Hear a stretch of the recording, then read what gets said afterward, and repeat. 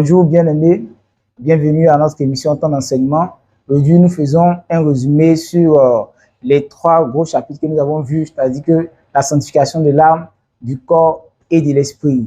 Et il ne faut pas oublier que ça fait un bon bout de temps que nous travaillons sur ces trois gros chapitres-là qui sont vraiment une bonne partie voilà, du fondement de la foi chrétienne. Et aujourd'hui, nous venons, parce que je pense bien que si vous suivez avec nous, nous avons fait le tour vraiment de la sanctification du corps, de l'âme et de l'esprit. Alors aujourd'hui, nous venons pour faire un bref résumé, sinon un gros résumé vraiment de toutes ces notions que nous avons vues, qui ne doivent pas maintenant être que de simples notions, mais qui doivent être une habitude, un style de vie pour nous chrétiens, ou bien pour tous ceux qui veulent un jour rencontrer le Seigneur.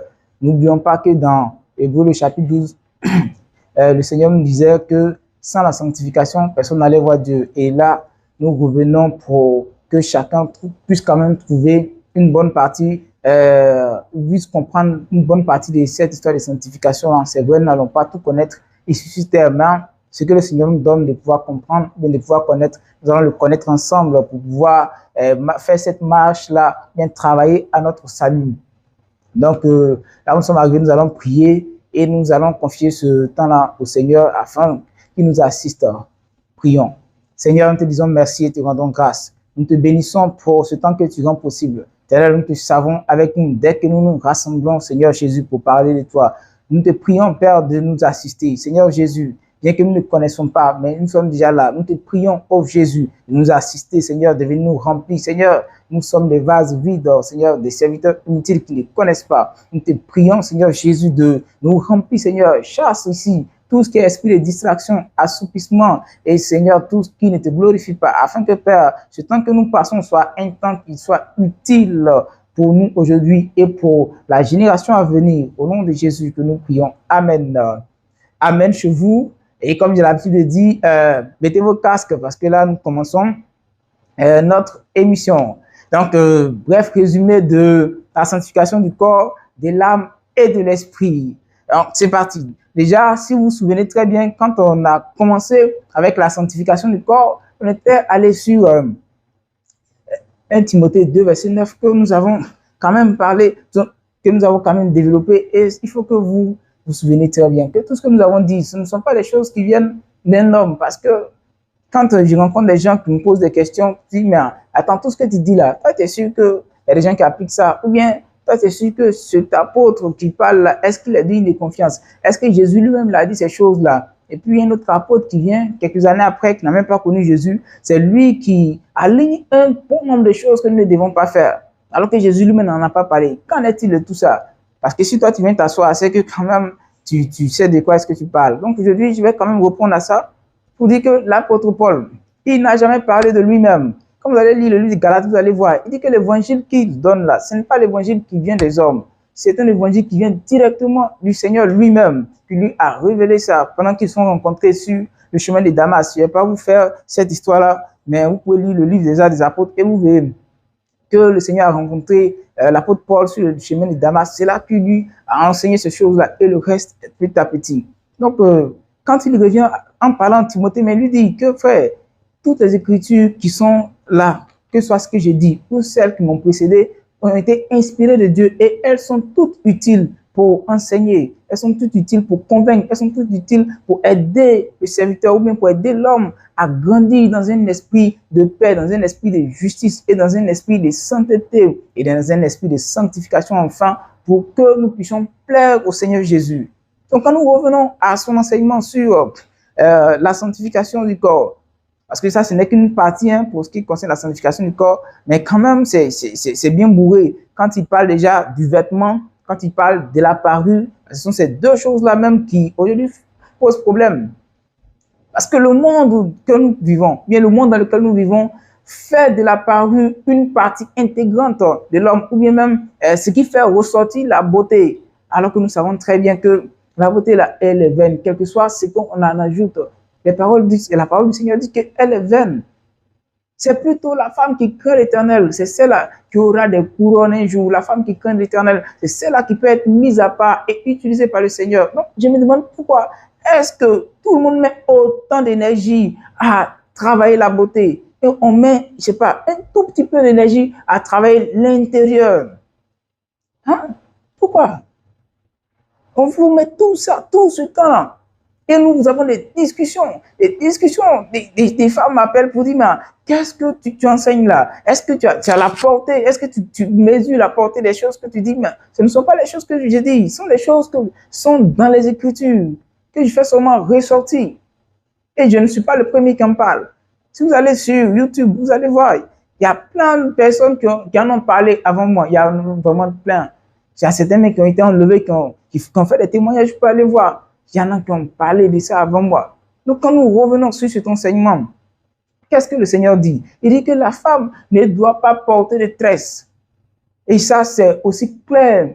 C'est en français. Il dit qu'elle ne doit pas supporter, elle ne doit pas porter de tresse. Et quand vous lisez, on va lire que vous voyez, parce que c'est quand même un verset qui est important, qui crée beaucoup de polémiques dans l'Église.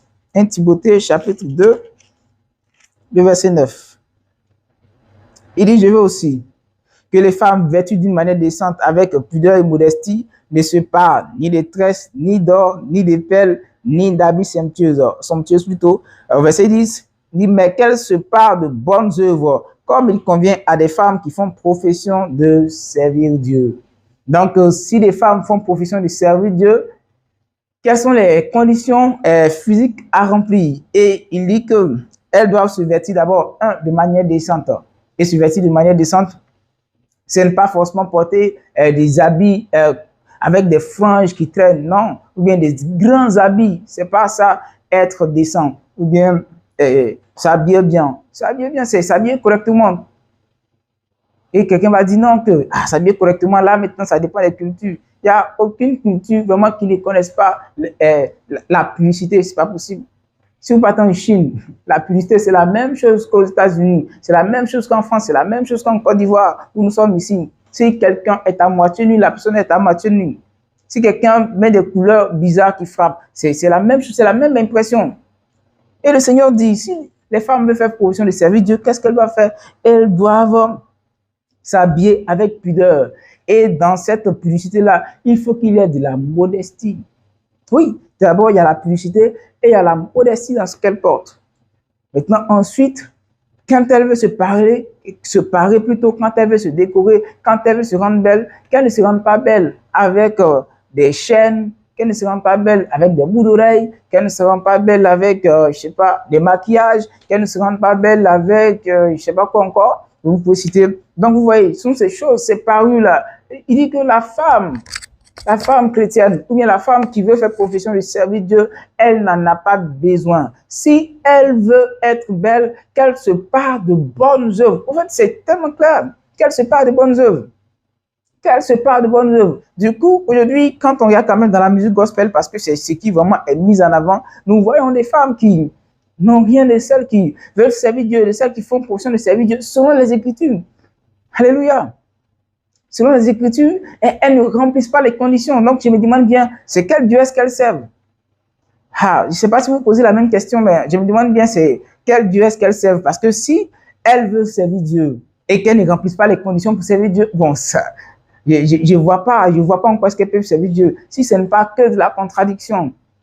Et aussi, on ne peut pas faire l'effort de servir Dieu hors de ce qu'il dit. Parce que quand on sait Dieu, c'est qu'on l'aime. Et il dit, ceux qui m'aiment, gardent mes commandements. Ceux qui m'aiment, gardent ma parole. Mais si ma soeur n'arrive pas à garder les commandements du Seigneur pour ce qui concerne l'habillement, le vêtement, mais comment est-ce que tu fais pour le servir? Comment est-ce que tu fais pour l'aimer?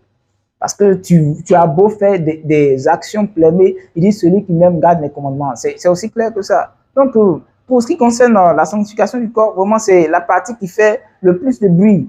C'est la partie vraiment qui fait le plus de bruit. C'est cette question de parure, cette question de mèche, cette question de maquillage, cette question de bout d'oreille, cette question de... Même pour les alliances aussi. Parce que quand il dit qu'on ne doit pas mettre d'or, on ne doit pas mettre de l'or. Tu peux ne pas être d'accord, ça c'est ton point de vue. Mais pour ce qui concerne les Écritures, il dit qu'on ne doit pas mettre, il dit qu'on ne se parle pas. Donc, si tu me dis que toi, ton alliance va pour te parier, bon, ça, c'est toi qui vois. Sinon, selon les Écritures, dit qu'on ne se parle pas d'or. Qu'on ne se parle pas d'or. Donc, je vais quand même m'arrêter là, parce que là, je n'ai pas assez de temps. Je vais m'arrêter sur sur cette partie-là pour ce qui concerne la sanctification du corps. Et nous allons attaquer la sanctification de l'âme. Et pour ce qui concerne la sanctification de l'âme, d'abord, c'est quoi la sanctification de l'âme? C'est cette partie, ou bien c'est cette partie de l'enseignement qui va nous permettre de mettre notre âme à part, c'est-à-dire que nos émotions à part, notre ressenti, notre cœur à part pour Dieu. Quand on dit que je sanctifie mon âme pour Dieu, c'est-à-dire que je mets mes émotions, mon cœur et tout ça à part pour Dieu. Maintenant, comment faire pour mettre son cœur à part pour Dieu? C'est ça même qui sera le centre, ou bien je sais pas, le but même de notre étude. Et je pense qu'avec le Seigneur, nous allons passer rapidement dessus. Mais déjà, quand on lit le livre de Galates, chapitre 5, à partir du verset 16, on voit quand même qu'il y a une grosse contradiction dans quelque chose, dans la marche du chrétien. Parce qu'il met en opposition marcher par la chair et marcher par l'esprit. Du coup, si on veut s'appuyer sur Galates, chapitre 5, à partir du verset 16 jusqu'au verset, je crois, verset 21, pour définir ou bien pour expliquer ce que c'est que, comment faire pour mettre à part ses sentiments, comment faire pour mettre à part son âme, ses émotions pour Dieu, on se rendra compte que si je marche par la chair, je ne marche pas comme Dieu veut, alors je ne suis pas en train de mettre mes sentiments, je ne suis pas en train de mettre mon comportement à part pour Dieu. Je ne suis pas en train de le faire. Mais si je marche par l'esprit, alors je suis en train de mettre mes sentiments pour Dieu. Mais déjà, ce qui serait intéressant, c'est qu'on montre, mais comment font ceux qui ne marchent pas par l'esprit?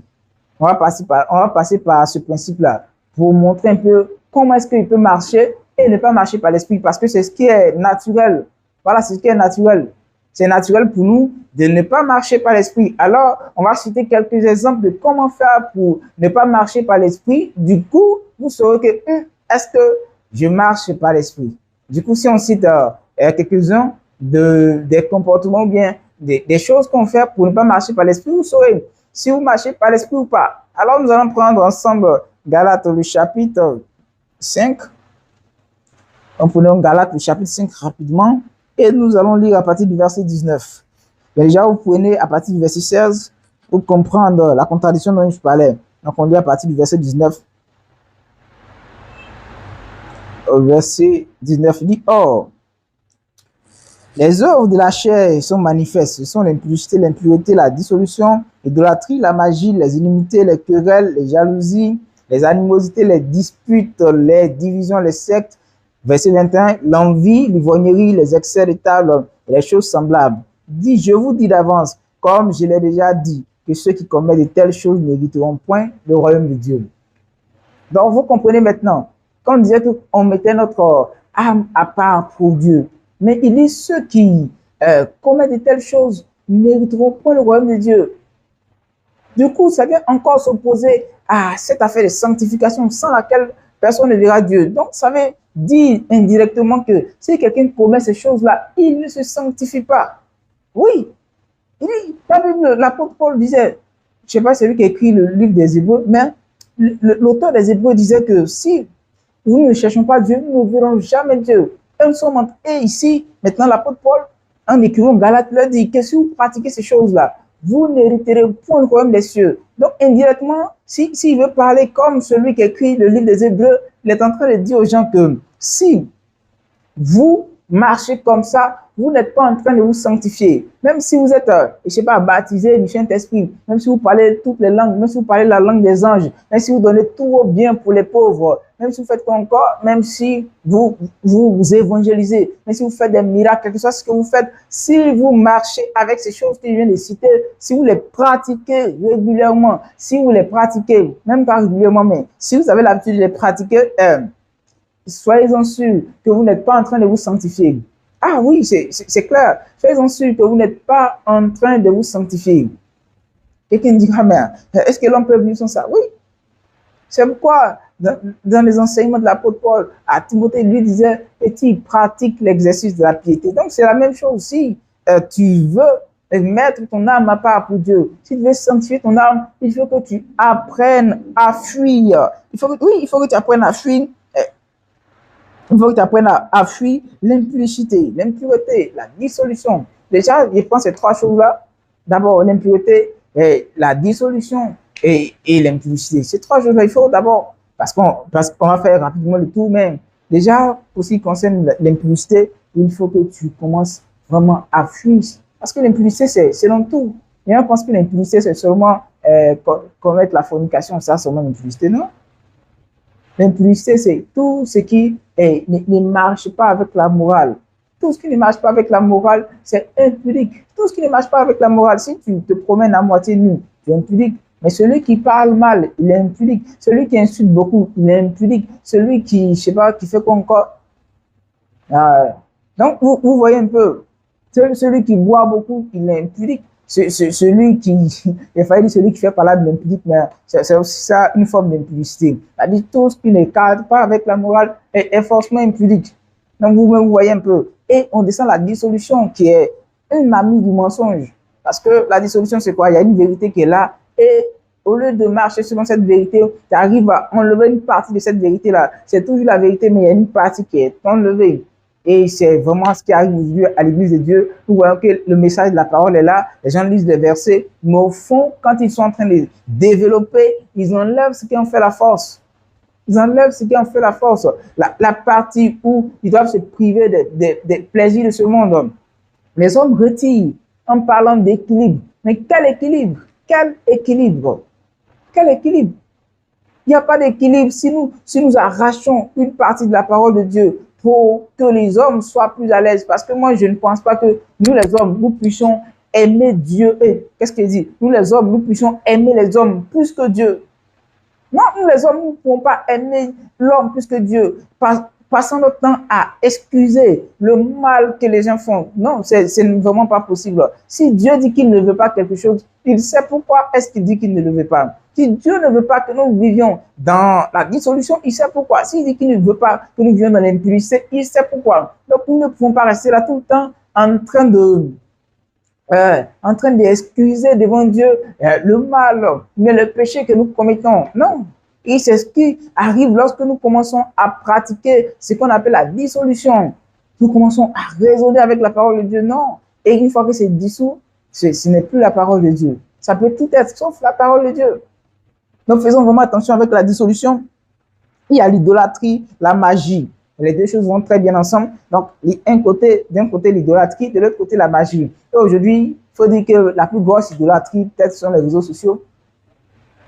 Mais en Côte d'Ivoire, déjà, avec la CAN, on a vu que vraiment, l'une des plus grosses idolâtries, c'est le football. Et c'est le moment de rappeler que vraiment, Dieu n'est pas dans le football. Et c'est vrai, on ne le dira jamais assez même, Dieu n'est pas dans le football. Et aujourd'hui, le football a montré qu'il peut être une grosse idole nationale et internationale. On voit combien de fois est-ce que les gens se drainent et ils font des sacrifices pas possibles sur cette histoire de football avec la CAN qui se déroule actuellement en Côte d'Ivoire. Mais vous voyez, à chaque match, il ne connaît pas pour les autres pays, mais à chaque fois que la Côte d'Ivoire gagne un match, mais dans nos quartiers, c'est la mort. Les gens sont immolés, des véhicules percutent plusieurs personnes. Et personne n'en parle. Pourquoi? Parce qu'on trouve que, voilà, nous sommes en train de faire un bon travail. Non, mais c'est faux. Et ça m'a étonné de voir quand même sur les affiches où on dit, venez dans telle église, on va mettre écran géant pour que les gens regardent le match. Mais c'est quel genre d'église? Quel genre d'église? Ça m'a tellement choqué de voir une affiche où on dit, venez à l'église à partir de 17h, on va mettre écran géant pour que vous puissiez suivre le match. Non, mais c'est pas possible. C'est pas possible. Ce n'est pas possible. On ne peut pas venir mettre football dans la maison de Dieu. Vraiment, tous les hommes de Dieu qui ont décidé de faire ça, allez vous repentir. Non, repentez-vous. Je sais que vous allez prendre la vidéo en retard. Mais quand même, repentez-vous. Vous ne pouvez pas envoyer dans la maison de Dieu les choses de Satan. Mais qu'y a-t-il entre Christ et Bélial? Qu'y a-t-il entre Satan, entre la lumière et les ténèbres? Il n'y a aucun lien. Vous ne pouvez pas prendre le football, cette chose-là, cette passion de la jeunesse, cette passion de ce monde-là, pour venir mettre dans l'église et même installer un écran géant. Voilà, et puis tout le monde assis en train de vibrer. Non, au rythme du football. Non, arrêtez ça. Cher pasteur, arrêtez ça. Ça ne marche pas. Les deux mêmes ne concordent pas. Vous voyez, Ça, c'est la pratique de la magie dans l'église. Je ne veux pas entrer dans les autres choses. Sinon, après, nous verrons que dans les pratiques même de l'église, il y a plein de choses. Déjà que nous savons très bien qu'il y a la loi de Moïse à part, il y a la loi de Jésus à part. Mais aujourd'hui, on mélange tout. On retrouve encore les ustensiles vraiment de la loi de Moïse encore dans l'église. Ah, vous-même, vous voyez, ce sont des choses qui ne se font pas. Donc, si déjà vous partez à l'église et puis vous remarquez quand même que souvent, c'est la loi de Moïse, souvent, comment il va appeler ça? Et souvent, ce sont les lois cérémonielles vraiment qui ont été presque même abolies, ou bien abrogées. Ce sont ces mêmes lois-là que nous retrouvons encore dans l'église. Et ça, ce sont des choses qui ne sont pas normales. Quand Jésus dit qu'il est venu, voilà, j'ai tout accompli, les sacrifices que vous faisiez là, non, maintenant ça change de forme. Quand il vient plus l'esprit, tout ça, mais pourquoi à chaque fois il faut encore retourner, rebâtir des hôtels, il faut encore retourner pour faire ceci ou cela? Ces choses même que Jésus a dit non, ça c'est fini. Donc vous comprenez maintenant que la magie s'est présentée sur vraiment plusieurs formes. Et les gens envoient aujourd'hui la kippa, c'est-à-dire le petit chapeau là, alors que c'est écrit clairement dans les Écritures qu'un homme ne peut pas se couvrir la tête et être dans la présence de Dieu. Mais quand même, on voit des pasteurs qui prennent ce truc, les mettre sur la tête. On ne sait pas à quoi ça sert, mais en tout cas, ça va contre la parole de Dieu. Il y a ceux aussi qui se couvrent même la tête avec un grand drap, je ne sais pas comment est-ce qu'on appelle ça, le talit ou quoi. Ils se couvrent. Tout ça, ce sont des choses qui sont anti-bibliques. C'est anti-biblique. Pourquoi? Parce que c'est clair. C'est clair. C'est clair, frère. C'est clair. Quelles sont quelques formes de magie là que nous retrouvons dans l'église? Donc, faisons vraiment attention. Faisons vraiment attention. Et ça s'attache en même temps avec l'idolâtrie, que nous allons passer rapidement dessus.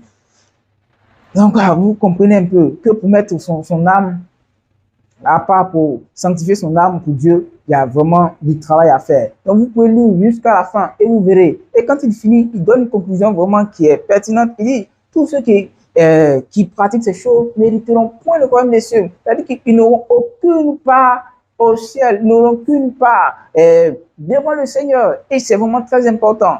C'est vraiment très important. Si tu continues de pratiquer ces choses-là, dis-toi que tu n'es pas en train de te sanctifier. J'avais déjà dit ça au départ, même si tu fais des offrandes, même si tu donnes ton corps, même si tu guéris des malades, même si tu parles la langue des anges, tu parles la langue de Dieu, la langue des hommes, tu as tous les dons. Mais si tu pratiques encore ces choses, mon ami, tu n'es pas en train de te sanctifier et tu n'auras aucune part devant le Seigneur. Ça veut tout simplement dire que tu ne verras pas Dieu. Quand Jésus viendra pour enlever l'église, si tu n'es pas encore mort, il ne t'enlèvera pas, mais si tu es déjà mort, il sera condamné. C'est aussi clair. C'est vraiment très clair.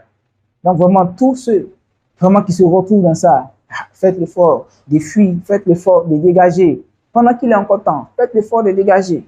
Faites l'effort d'apprendre à vous exercer, à abandonner toutes ces choses que j'ai citées. Je vais citer ça encore une fois pour vous et nous allons passer. Donc au verset 19. Il dit, or, les œuvres de la chair sont manifestes. Ce sont l'impudicité. Alors écoutez bien, il dit, ce sont l'impudicité, l'impureté, la dissolution, l'idolâtrie qu'on a déjà expliqué, la magie, les immunités aussi, vous connaissez, les querelles, les jalousies, tout ça, ça marche ensemble. Donc on va regrouper les inimitiés, les querelles, les jalousies, les disputes, les animosités, les divisions, les sectes, l'envie, tout ça, ça se met ensemble pour parler de tout ce qui est palabre, tout ce qui est dispute, tout ce qui est les petits tiraillements. Vraiment, ce sont les choses que si nous pratiquons, nous n'irons jamais au ciel. Ça, c'est clair. Si nous pratiquons, c'est que nous ne sommes pas en train de nous sanctifier, nous ne sommes pas en train de nous mettre à part pour Dieu. Et du coup, nous ne vont pas au ciel. Donc, dès qu'il finit ça, il descend sur l'ivrognerie, les excès de table et les choses semblables. Donc, quand il finit tout ça maintenant, il descend aussi maintenant sur l'ivrognerie, cette affaire de boisson. Cette affaire de boisson et les excès. C'est-à-dire d'abord la boisson seulement, et puis après toutes sortes d'excès de table. On va quand même comprendre que Dieu n'est pas dans cette affaire. Les chrétiens ne boivent pas. Je ne sais pas combien de fois est-ce qu'on va dire que chrétiens ne boivent pas. Avec notre fameux verset, Timothée dit, ne continue pas à prendre seulement de l'eau, mais prends aussi un peu de liqueur pour tes problèmes de type d'estomac. Quand il dit que ne continue pas à prendre seulement de l'eau, ça veut dire qu'il prenait seulement de l'eau. On a beau parler, on a beau essayer de défendre ça, mais ça veut dire qu'il prenait seulement de l'eau. Et comme lui, tous les autres prenaient seulement que de l'eau. Tous les autres prenaient seulement que de l'eau. On ne va pas rentrer dans cette affaire où on dit non, on peut prendre certaines choses pour des questions thérapeutiques, ça, on va laisser tomber. Mais déjà, pour nous qui nous portons bien, on va s'appuyer dessus parce que nous sommes en train de faire un résumé, on ne va pas essayer d'entrer dans ces détails-là. Mais pour nous qui nous portons bien, vraiment, c'est de l'eau qu'il faut prendre. Je ne dis pas aussi qu'on ne prend pas de jus de fruits. Je ne dis pas qu'on ne prend pas de sucreries. C'est parce que je suis en train de dire, je ne dis pas qu'on ne prend pas de café sucré, de café au lait. Mais je suis en train de dire à quelqu'un que l'alcool n'est pas pour le chrétien. Parce que tout ce que nous devons faire, nous devons le faire pour la gloire de Dieu. Mais on ne peut pas boire pour la gloire de Dieu. On a beau avoir le meilleur vin du monde, mais on ne peut pas boire pour la gloire de Dieu. C'est la raison pour laquelle il faut s'en éloigner. Et de toutes les façons même, et le vin a toujours été opposé au Saint-Esprit. Le vin, le Saint-Esprit, le vin, le Saint-Esprit. Partout le vin est, le Saint-Esprit n'est pas. Mais quand le Saint-Esprit arrive aussi, le vin s'enfuit. Donc il faut vraiment que vous fassiez attention à cette affaire de vin-là. Et après ça, mais dans tout ce qui est excès. Mais ça, on va passer rapidement dessus pour descendre sur notre troisième partie qui est la sanctification de l'esprit. Et là, qui parle de sanctification de l'esprit parle de renouvellement de l'intelligence. C'est deux choses qui marchent vraiment très bien. Sanctification de l'esprit, renouvellement de l'intelligence.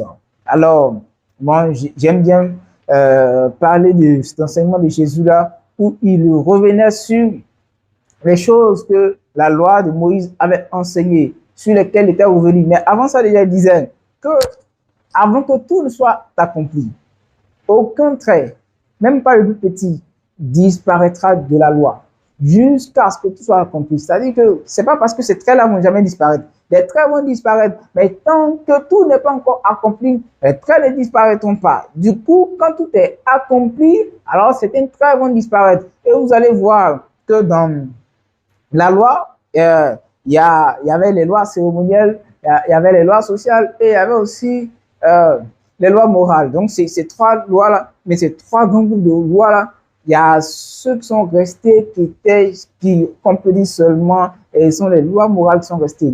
C'est-à-dire que tu ne tueras point, tu ne voleras point, tu ne commettras pas l'adultère, tout ça. Ce sont ces lois-là qui sont restées. Et c'est vraiment ces lois-là, c'est sur lesquelles nous nous appuyons. Mais déjà, pour ce qui concerne les lois sociales, comme la loi d'Italion que vous connaissez très bien, Jésus est revenu dessus. Il est revenu dessus. Et il a montré combien de fois est-ce que nous devons avoir une intelligence transformée. Déjà, même que le royaume, tout n'était pas encore accompli, mais il expliquait déjà aux gens que lorsque tout sera accompli, voici comment est-ce que vous allez réfléchir. Lorsque tout sera accompli, voici comment est-ce que vous allez vous conduire. C'est ce qu'il essayait d'expliquer. Il y a plusieurs personnes qui n'ont pas compris cela.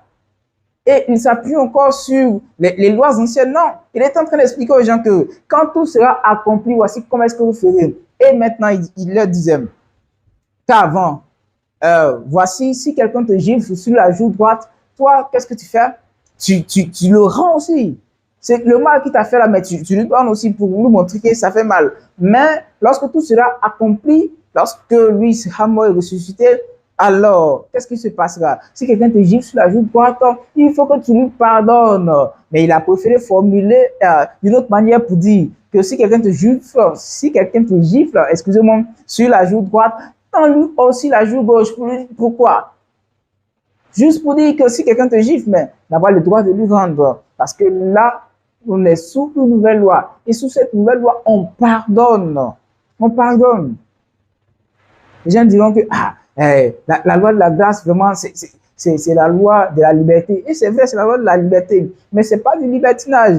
N'oublions pas que la liberté, c'est le fait d'obéir aux règles quand c'est prescrit. Donc, du coup, si tu obéis aux règles quand c'est prescrit, mais tu es un homme libre. Et quelles sont ces lois-là? C'est sur ça que nous allons nous appuyer et je pense que ça sera notre dernière partie. Donc, Jésus a dit, il s'assoit et il commence à enseigner sur la manière de penser, bien la manière de se comporter lorsque nous allons entrer dans le royaume, lorsque tout sera accompli. Et il dit aux gens qu'il vous a été dit que tu ne commettras point d'adultère. Mais moi, je vous dis que lorsque tout sera accompli, oui, moi, je vous dis que lorsque tout sera accompli, lorsque l'Église sera établie, celui qui regarde une femme et qui la convoite dans son cœur a déjà commis, s'il n'est pas marié, la fornication, et s'il est marié, l'adultère. Donc, vous voyez maintenant que les choses ont changé. Avant, il fallait partir, je ne sais pas où pour aller commettre l'adultère, mais maintenant, ce sont des adultères ambulants qui se promènent. Et ça a été comme ça vraiment sur la plupart des lois. Quand il dit par exemple que tu ne peux pas tuer, ça c'est l'ancienne loi, si tu frappes quelqu'un, il ne faudrait pas que tu le tues. Mais Jésus dit que dans la nouvelle version des choses, dans le royaume, ou bien dans le règne de l'Église, là maintenant, celui qui insulte son frère, il mérite déjà la mort. Celui qui a de mauvaises pensées contre quelqu'un, il mérite d'être brûlé dans le feu de la gêne, il mérite d'aller à l'enfer. Dès que tu as une mauvaise pensée contre quelqu'un, dès que tes pensées, dès que tu froisses ton visage contre quelqu'un, tu es déjà coupable. Tu vois, avant même que tu le tues. Donc, la loi de l'Église est venue pour resserrer un peu plus les taux, parce que là, il y avait déjà de la violence. Il y avait déjà de la violence. Une fois, on expliquait à quelqu'un que les premières lois ont été données alors qu'Israël était en train de combattre fort dans le désert, il était en train de combattre pour avoir son territoire. Du coup, il y a eu des lois quand même où il y avait des hostilités dedans. Mais une fois qu'ils sont établis et que maintenant il y a un nouveau règne qui arrive, il faut maintenant qu'on leur donne cette loi-là qui permet un rapprochement, cette loi-là qui permet aux enfants de Moïse, ou bien aux enfants d'Abraham, et aussi à leurs voisins de vivre en paix. Et il leur a expliqué ça clairement. Au début, les gens n'ont pas compris. Mais aujourd'hui, nous avons la chance quand même de comprendre ces choses-là que les autres n'avaient pas compris. Dieu merci. Et l'apôtre Paul nous revient dessus dans, je crois, dans Romains le chapitre 12. Il revient dessus et il explique clairement. Peut-être même qu'on va lire quelques versets. On va lire quelques versets. C'est tellement intéressant.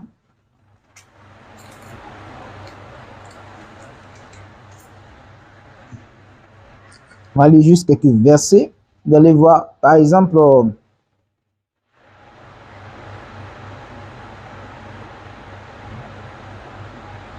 nous allons prendre la partie. On va prendre la partie.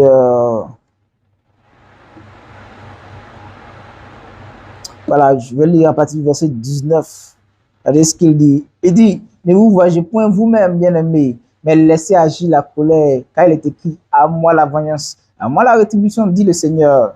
Et au verset 20, c'est très intéressant, il dit, mais si ton ennemi a faim, donne-lui à manger, s'il a soif, donne-lui à boire, car en agissant ainsi, sont les charbons ardents que tu amasses sur sa tête. Donc, quand il explique ça comme ça, il montre que ce n'est pas nous qui devons nous venger. Ce n'est pas nous qui devons nous venger. Au contraire, si quelqu'un nous persécute, qu'est-ce que nous devons faire? Nous devons lui montrer de l'amour, de l'affection. Les gens diront que c'est trop difficile. Non. Mais tant que nous allons chercher à nous venger nous-mêmes, nous n'allons pas apporter la paix. Alors que, autant que cela dépend de nous, nous sommes obligés de rechercher la paix avec tout le monde. Autant que ça dépendra de nous, en tout cas, nous sommes obligés de rechercher la paix. Et ça, ce n'est vraiment pas à négocier. Tant que ça va dépendre de nous, nous sommes obligés de rechercher la paix. Donc aujourd'hui, c'est vraiment un appel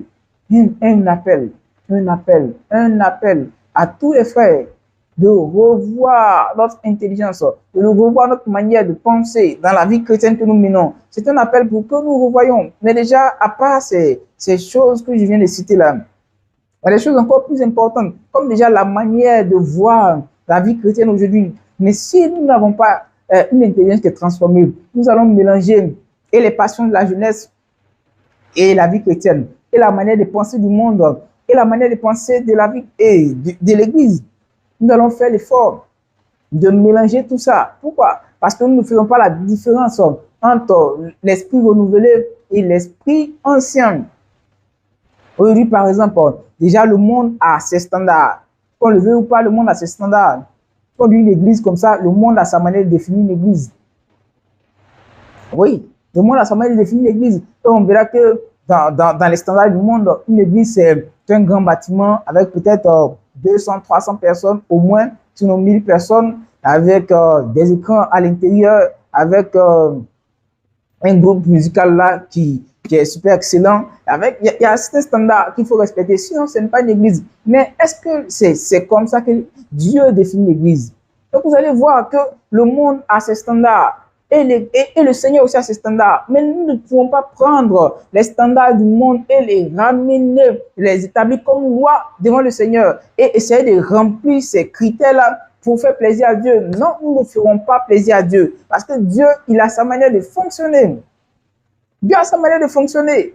Quand, par exemple, on parle de la bénédiction, quand vous allez lire, par exemple, dans Psaume 20, vous allez voir que quand Dieu bénit, il ne parle pas d'argent. Quand vous allez finir, vous allez voir que ça découle, la bénédiction de Dieu, quand ça découle, à la fin, c'est le salut.